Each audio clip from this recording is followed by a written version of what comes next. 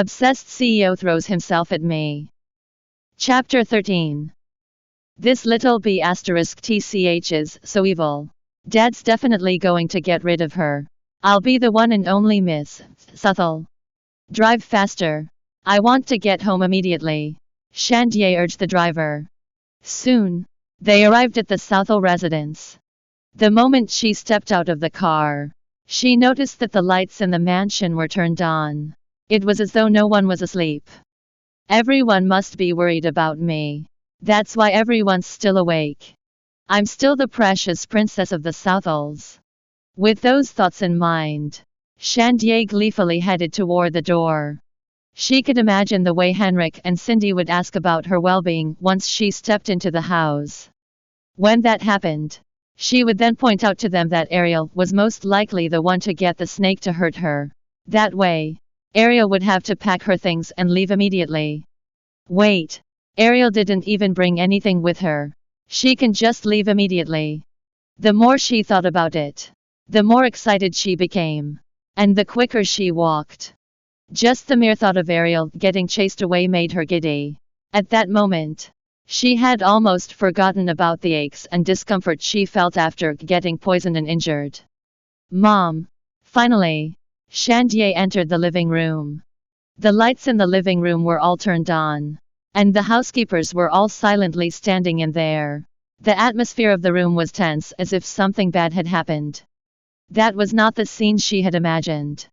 Mom, what happened?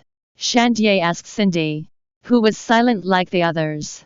Cindy then walked toward her, anger burning bright in her eyes. However, she could not find it in herself to berate Chandier after seeing her daughter's death-like pallor. Instead, she asked, "What happened? Why are you in such a rush to leave the hospital?" Right then, Chandier recalled what she had wanted to tell them. Ignoring the odd tension, she uttered, "Mom, I'm fine. I'm back because I have something important to tell Dad." A foreboding sense crept into Cindy's heart, and she swiftly stopped her. "Let's talk the next morning. It's been an eventful day. We'll talk when you recover." "No, Mom. I have to tell him now. Who knows if I'll get another opportunity to get rid of Arielle like this next time.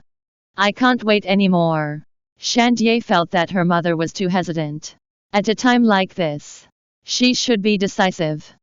Thus, she pushed away Cindy and headed toward Henrik. "Dad, I have something to tell you." As she spoke, she glanced at Arielle with arrogant, gloating eyes. Spotting the look in Chandier's eyes, Arielle cocked her head. Her interest piqued. "What is it?" Henrik questioned with a glacial expression. "If Chandier admits to her mistake, I might forgive her this time." "Yet," Chandier said, "Dad, Arielle was the one to let that venomous snake into my room. She doesn't like me, so she's trying to kill me. She's a wicked woman. Dad, you mustn't keep her around." Henrik froze. He had not expected Chandier to blame Arielle for it despite being the culprit. How did I raise such a vicious and stupid daughter? Hearing his silence, Chandier thought it was because he was reluctant to get rid of Arielle. Thus, she added, "Dad, you can't give in now. She failed to kill me this time, so she'll definitely try it again. If she has the guts to hurt me, she'll have the courage to hurt you too." At that, Henrik narrowed his eyes. Then, unable to hold himself back anymore, he raised his hand and slapped Chandier. Slap! The loud sound reverberated in the living room. It was much harder than the one Cindy had dealt with Chandier. Almost immediately, Chandier spat a mouthful of blood out. Along with her blood was a white tooth. Henrik's slap had made her lose a tooth. At that moment, Chandier was dumbfounded. What is going on? Shouldn't Dad be slapping Arielle? Why is he hitting me? Chandier covered her cheek in disbelief. Just as she was about to ask why Henrik had hit her, Cindy ran over and grabbed Chandier. "Don't say anything. Let's go up first." "No. Why do I have to go upstairs?" Chandier was frustrated. Breaking free from Cindy's grasp, She spun around and questioned. Dad, why are you hitting me? The one who's in the wrong is clearly Arielle. Why are you standing on her side and hit me? The victim. Victim. Is that who you think you are? Rage boiling. The rest of Henrik's words died in his throat. He could only pant in anger. Am I not?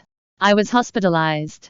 The doctor even said that if I were to be there a few minutes later, I wouldn't be breathing right now.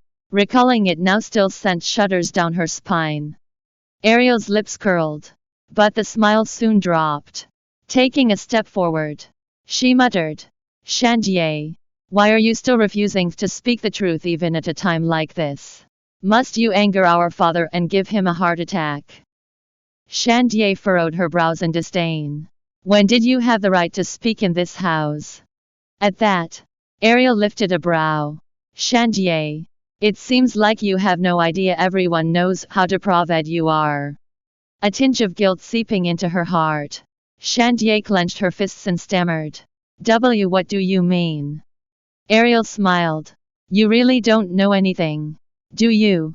Janet has told us everything. You've asked her to buy a venomous snake to murder me. But the snake slithered into your room from the balcony.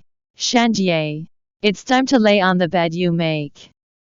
Upon hearing that, Chandier's sighs widened almost comically. Janet betrayed me. Abruptly, she recalled the odd tension in the air and the way Cindy kept trying to stop her from talking when she entered the house. So they all know the truth now. No wonder there was a taunting look in Arielle's eyes. No wonder Dad slapped me. Chandier panicked. She tugged Cindy's sleeve and mumbled, Mom. At the end of the day, Chandier was still Cindy's daughter, and she could not help but feel upset about the situation. Pulling the younger woman into her arms, she whispered, Stay quiet and follow me upstairs. Chandier finally heeded her words. She no longer made a sound as she followed her mother up the stairs. Stand right there, Henrik demanded. From now on, you are grounded. You are not allowed to leave your room for a month. I'll be hiring a teacher from an etiquette school to teach you how to be a decent human being. Chandier took a step back in shock. Henrik Southall was the one to decide everything in the family. Without his love and trust, Chandier might be the one to be kicked out of the family. With that thought in mind, the colors drained from Chandier's already pale face. It was then she regretted doing what she did. But there was no point crying over spilled milk. Thanks for listening to the Bravonovel audiobook. Welcome to download the Bravonovel app. Read the novel Obsessed CEO Throws Himself at Me online and get the latest updates.